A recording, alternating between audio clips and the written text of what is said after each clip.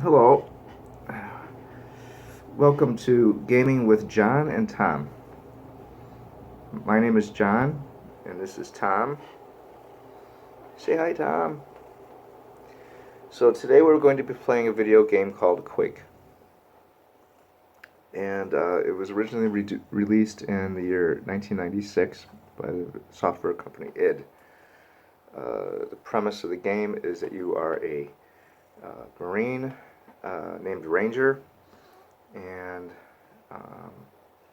you're tasked with taking out an enemy called, the code name of the enemy is Quake. So there's a lot of Lovecraftian environments in this game, and it's one of the very first truly 3D first-person shooters, and it originally came out for PC, and now it is actually out for the Xbox One, and that's the system that I'm playing it on. And it plays really well on the Xbox One. So we are going to play Quake. Let's get it.